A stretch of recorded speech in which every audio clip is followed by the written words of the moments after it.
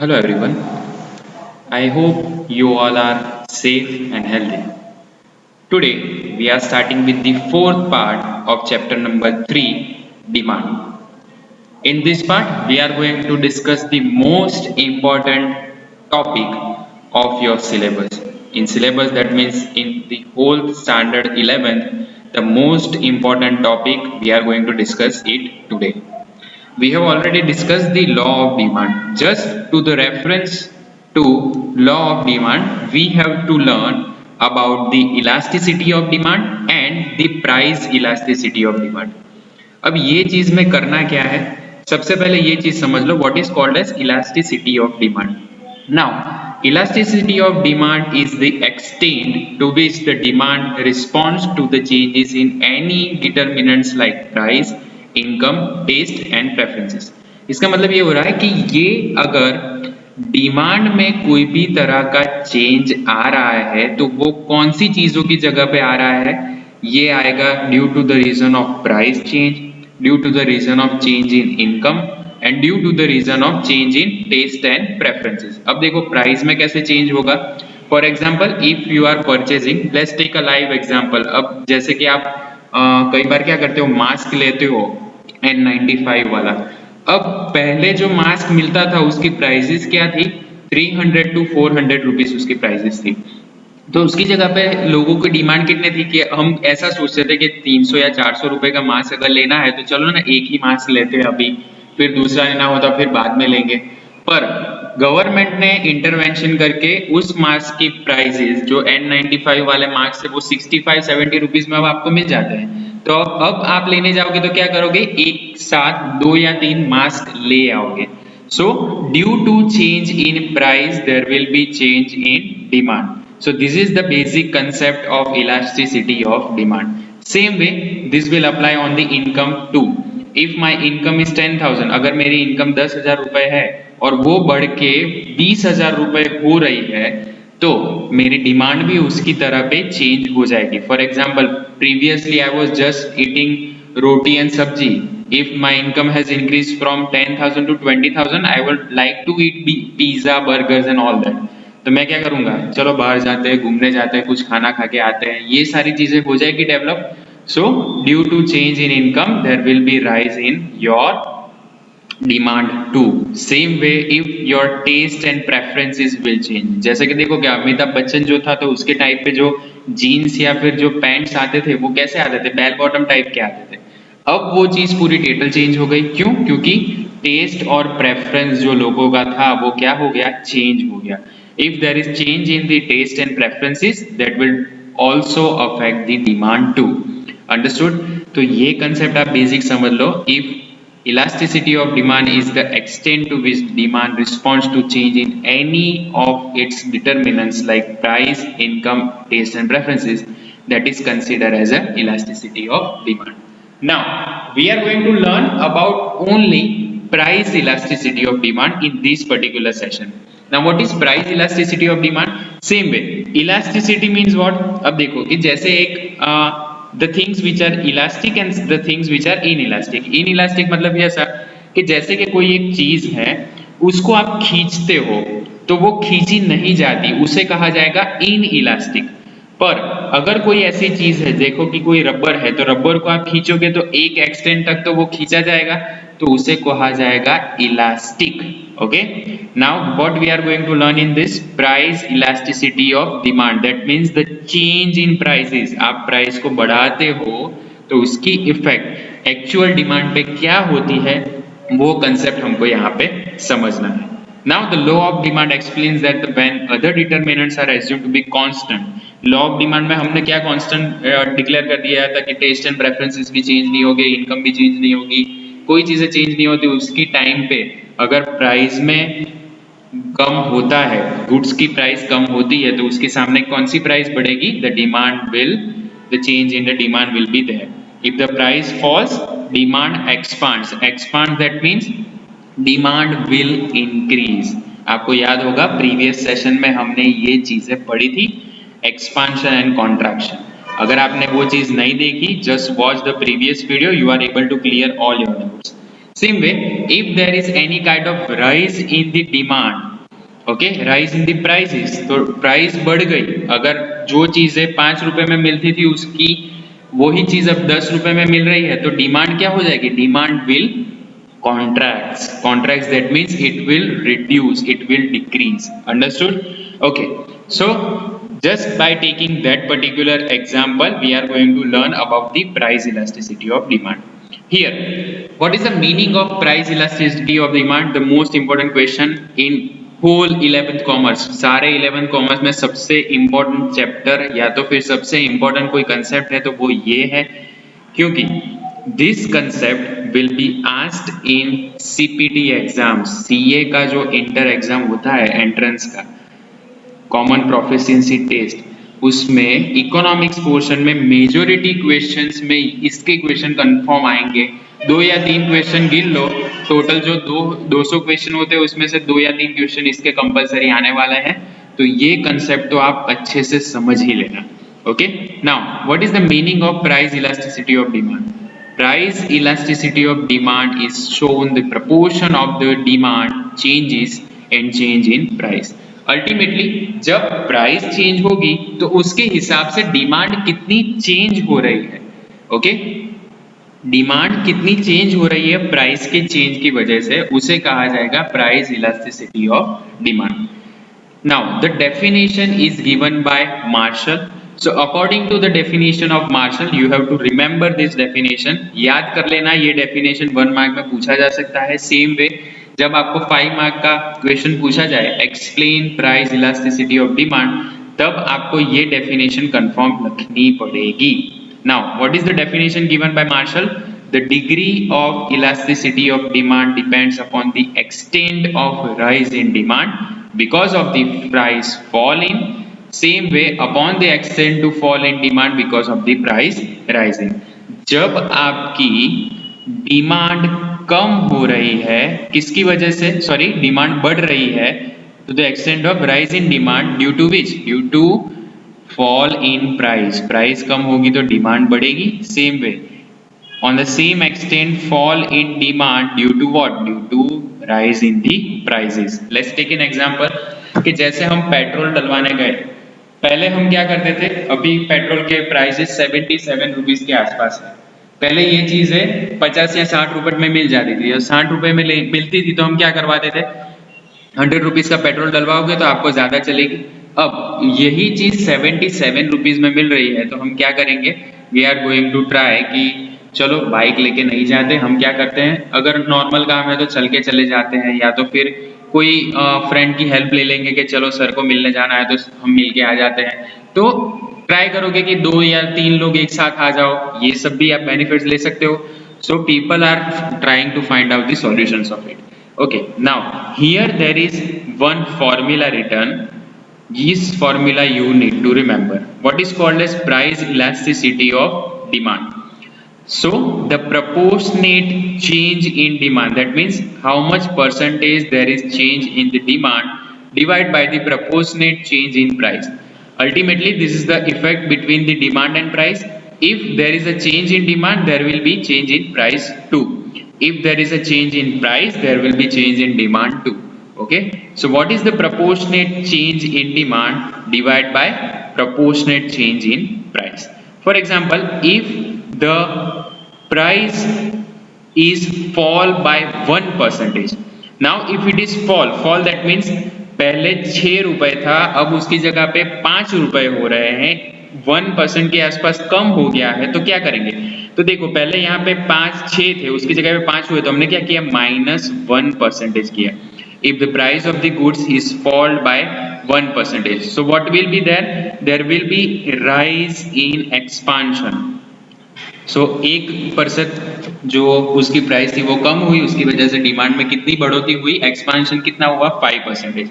तो ये 5% इंक्रीज हुआ, that means we are going to denote it in plus sign, और ये माइनस हुआ तो we are going to denote it in minus sign. दोनों का आंसर निकालेंगे तो आपको एक आंसर मिलेगा मॉड्यूलस में 5। क्यों मॉड्यूलस? अगर ये माइनस होता और इससे डिवाइड करते तो आंसर तो माइनस ही आने वाला था, पर हमने इसकी जगह पे बीच में क्या ले लिया, मॉड्यूलस ले लिया। मॉड्यूलस में अगर उसकी वैल्यू माइनस भी है तो उसका आंसर बाहर कितना आएगा, पॉजिटिव अमाउंट ही आने वाली है। ओके, वो specifically for the price elasticity of demand we are going to denote it with EP. E stands for elasticity and P stands for price. So it is a concept related to price elasticity of demand. Okay, now it can be changed or this can be associated with many things. कौन कौन सी चीजों में change हो सकते हैं, आप percentage में change करो, आप रुपीस में चेंज करो, आप केजी में चेंज करो, लीटर में या तो फिर मीटर में, कोई भी चीज में चेंज कर रहे हो तो वो चीजें यहाँ पे डिक्लेयर की जाएगी। Okay, now the most important thing जो 5 मार्क के क्वेश्चन में आपको आने वाला है 11th कॉमर्स में, what is price elasticity, explain degrees of price elasticity of demand. What they are going to ask, explain degrees of price elasticity of demand. ये question आपको पूछ लिया, 5 मार्क का क्वेश्चन है, आराम से कर पाओगे, पर बहुत इंपॉर्टेंट है पूरी लाइफ में। जब तक ये आपका 12th खत्म करके कोई भी कोर्स ऑप्ट करोगे बैचलर्स या तो फिर मास्टर में, ये कंसेप्ट तो वहां पे आने ही वाला है, तो ये अच्छे से समझ लेना अभी से। चलो, now what is the degrees of price elasticity of demand? So there are 5 different degrees. One that is perfectly elastic, second is perfectly inelastic. Okay, कौन सा, पहला था perfectly elastic, second था perfectly inelastic, second is unitary. Unitary that means equal to unitary elastic demand, and next one that is relatively elastic and relatively inelastic. अब देखो इसमें situation क्या है, perfectly elastic demand, ये situation EP that means elasticity of price, जो price elasticity होती है वो कितनी है, इनफाइनाइट सिचुएशन है। Here the perfectly inelastic demand where the situation is EP is equal to 0, the value is 0 over here, that means there is no change in the demand, here there is a vast change in demand। तो ये सारी चीजें हम देखेंगे, पर अभी ये सिर्फ इतना कंसेप्ट याद रखो, unitary elastic that means if there is 1% change, there is 1% change in price, same change will be applied over here।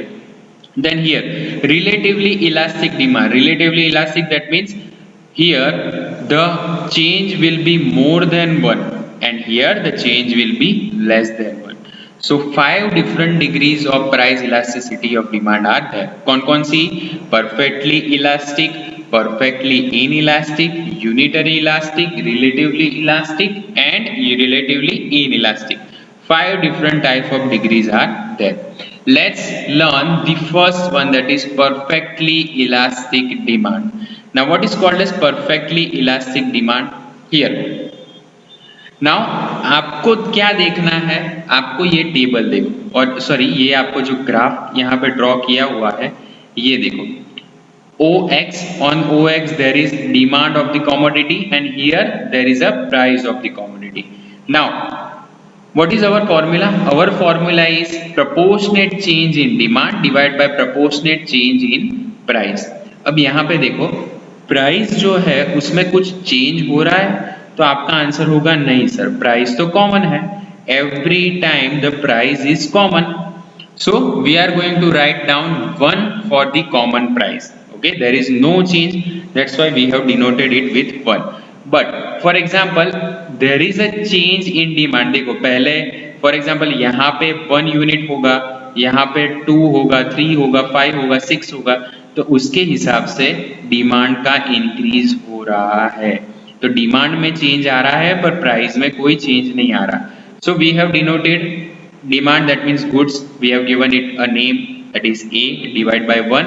So anything which you divide by 1 you are going to get the answer that is infinite in nature. Okay, अगर यहाँ पे 7 ले लिया तो यहाँ पे answer क्या आ जाएगा, 7 आ जाएगा। अगर 112 ले लिया तो आंसर 112 आ जाएगा। अगर 999999 ले लिया तो उसका आंसर वही आ जाएगा। तो ये चीज क्या है, इनफाइनाइट है। It means the price of the product is same for continuous number of years but there is a change in demand for so many years. For example कोई ऐसा गुड्स ले लो कि जिसकी प्राइस सालों से बड़ी नहीं है, वैसी की वैसी, जैसे हम लेते हैं कि D2 आपका घर पे जो GTPL का बॉक्स आता है, तो GTPL में मिनिमम आप सब्सक्रिप्शन कराओ तो कितने रुपए लगते हैं, सारी चैनल आ जाए उसके लिए 350 रुपीज लगेंगे। तो ये 350 रुपीज मैं सुन रहा हूँ आखिर के 3 या 4 साल से 350 रुपीज ही चल रहे हैं।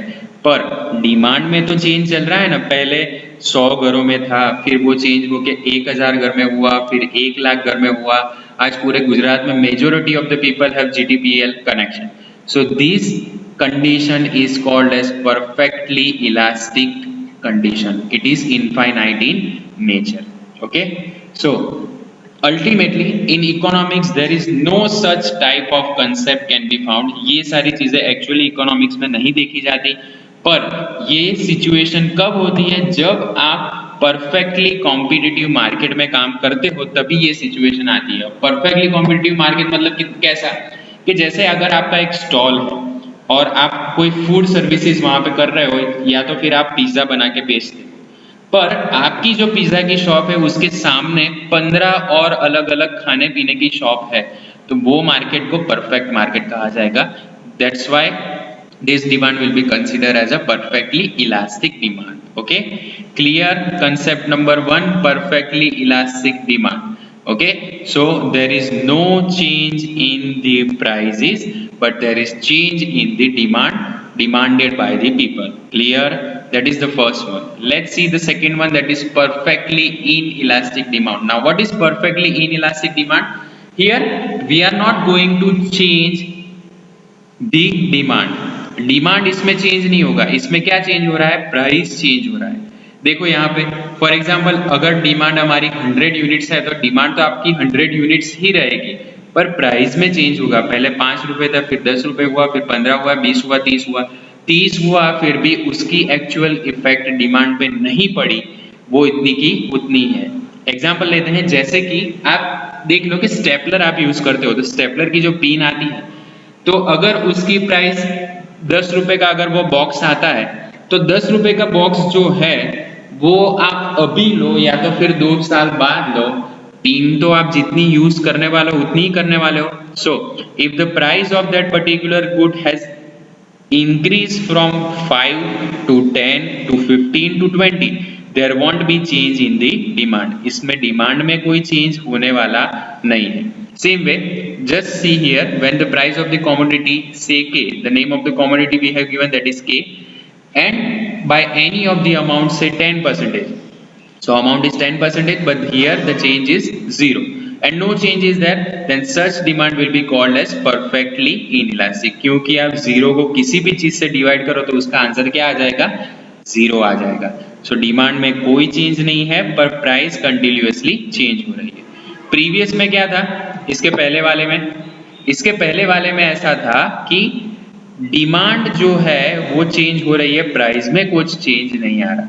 तो यही फॉर्मूला यहाँ पे अप्लाई करोगे तो ये आपको आंसर मिल रहा है इनफाइनाइट, और यहाँ पे क्या आंसर मिल रहा है आपको, 0।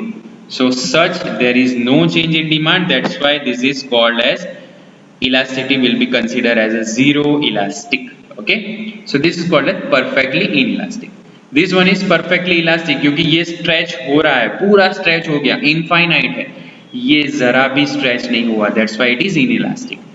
Third one, that is unitary elastic demand. Now what is unitary elastic demand? When there is a change in price, in the same manner there will be change in the demand. अगर 5% increase हो रही है price, तो demand पे भी कितनी effect पड़ेगी, 5% ही पड़ेगी। अगर 10% चेंज हो रही है तो डिमांड पे इफेक्ट कितनी पड़ने वाली है, उस पे भी उतनी ही उतनी, मतलब 10% ही पड़ेगी। पर इसमें लॉ ऑफ डिमांड अप्लाई होगा। जैसे कि यहाँ पे देखो, previously the price of the product P is 10 rupees, पहले 10 रुपए था, तो उसमें डिमांड कितनी थी, 5 डिमांड थी। So P and M, this is considered as a market demand. Now the price has changed from one point to another, मतलब जो 5 रुपए की प्राइस थी वो कम करके हमने कितनी कर दी, 3 रुपए कर दी, तो it is 3 rupees now. So 3 rupees, then there will be change in the demand. So demand बढ़ के कितनी हो गई, M1. This is the line for the demand. और यहाँ पे जीरो स्केल है, तो यहाँ पे जैसे जैसे आप राइट बढ़ जाओगे ये चीजें बढ़ने वाली है। पहले ये 10 थी, उसकी जगह पे 20 होगी, 30 होगी, 40 होगी, तो ये यहाँ पे चेंज होगा। अब यहाँ पे देखो, so the law of demand will apply. Law of demand में एक चीज आपको याद रखनी है, डाउनवर्ड रिलेशन है। कौन सा? डाउनवर्ड। देख सकते हो ना, downward. Same way right word भी टर्म आप यूज कर सकते हो, पॉजिटिव कंसिडर नहीं किया जाएगा। ओके, नेक्स्ट देखते हैं यहाँ पे।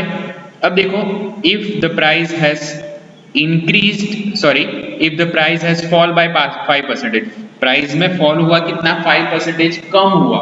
कम हुआ मतलब हम कहाँ पे लिखेंगे? माइनस में लिखेंगे, तो हमने माइनस में लिख दिया -5%। अब देखो -5 यहाँ पे लिख गया, तो डिमांड में इंक्रीज या तो फिर जो कंडीशन बोला जाता है एक्सपांड, कितना हुआ? 5% इंक्रीज हुआ, तो यहाँ पे हम क्या लिखेंगे? +5%। +5 डिवाइड बाय -5, आंसर आ गया आपका 1। 1 आएगा कहाँ पे? मॉड्यूलस में। मॉड्यूलस का कोई भी आंसर हो, बाहर पॉजिटिव अमाउंट ही आने वाली है। So this condition is consider as a unitary elastic because the answer is 1 itself. जितना इसमें बढ़ेगा उतना ही इसमें बढ़ेगा, कोई चेंज नहीं होगा, सेम टू सेम चेंज होने वाला है। Next one that is relatively elastic demand. अब ये कंडीशन कैसी है?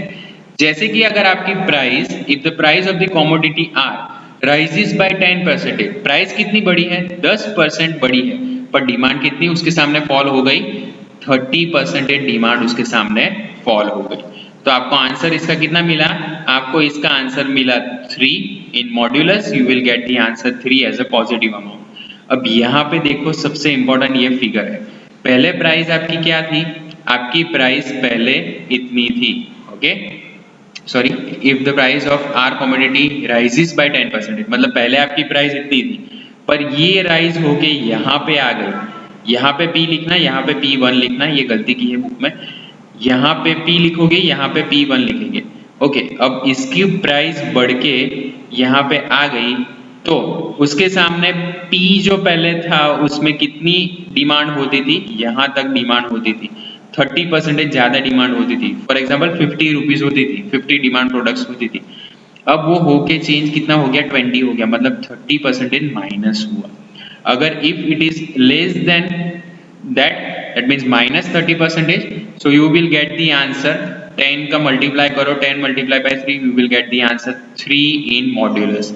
whatever the answer there is in the modulus, it is more than 1, so this is considered as a relatively elastic demand। ये stretch हो रही है, ज्यादा stretch हो रही है, more than 1 हो रही है। ओके, इलास्टिक का मतलब क्या होगा? which can be stretched। now what is called as inelastic। अब ये कंसेप्ट देखो, इसमें जो वैल्यू आएगी ये 1 से कम आएगी। वो 1 से कम कैसे आएगी? For example, here when the price of the commodity G rises by 20%, price commodity कितना बढ़ा? 20% इंक्रीज हो गया। उसके सामने डिमांड कितनी कम हुई? भले प्राइस बढ़ गई, पर लोगों ने डिमांड कम नहीं की, कम की पर थोड़ी सी ही कम की, 5% ही की। अगर यहाँ पे 20% राइज होता और सेम वे 20% फॉल हो जाता डिमांड में, तो उसे E इज इक्वल टू 1 दे देते, तो वो क्या हो जाता? यूनिटरी इलास्टिक हो जाता। क्लियर? पर ये क्या है? जितना प्राइस बढ़ रहा है उसके हिसाब से कम होना चाहिए, वो कम कम हो रहा है। तो यहाँ पे देखो, -5% divide by 20% rise, so you will get the answer that is 1/4। 1/4 that means 0.25। okay, so 0.25 which is written in a modulus, so you will get the answer 0.25 which is less than 1। ये 1 से कम है। यहाँ पे देखो, पहले price इतनी थी तो हम डिमांड इतनी करते थे, प्राइस बढ़ के इतनी हुई तो हमने डिमांड इतनी करनी स्टार्ट कर दी। तो ये यहाँ पे हो गया इन इलास्टिक डिमांड, ज्यादा इसमें डिफरेंस नहीं है। प्रीवियस फिगर देखो, ये डिमांड लाइन है आपकी, देखो कितना चेंज आ रहा है, यहाँ पे उतना चेंज नहीं आ रहा। Okay, so these are the concept related with the degrees of price elasticity। so in this particular session we have discussed the elasticity of demand, price elasticity of demand, what is the meaning of price elasticity of demand, the most important definition which is given by Marshall that we have also explained, and the formula related with the price elasticity of demand, and finally we have ended our session by completing this point, degrees of price elasticity of demand, which are 5 degrees are there. One that is perfectly elastic demand, second is perfectly inelastic, unitary elastic, relatively elastic and relatively inelastic. आपको example में ये चीज तो लिखनी ही है, plus ये लिख के इसका डायग्राम ड्रॉ करके उसका एक्सप्लेनेशन देना है। ये करोगे फुल में से फुल मार्क्स आएंगे, पर जो जगह पे एम डी M1 M2 लिया है वही प्रॉपर जगह पे आपको ये चीजें लेनी है। उसका जो O X that means X axis पर कौन सी चीज आ रही है वो प्रॉपरली डिनोट करो, वाई एक्सिस पर कौन सी चीज आ रही है वो प्रॉपरली डिनोट करो। ये सब करोगे 5 में से 5 मार्क्स आराम से आ जाएंगे। So here we are ending our session 4, fourth part of chapter number 2, sorry chapter number 3 demand. That's all for today. Please make notes from it. That's all for today. Thank you so much. Jai Hind.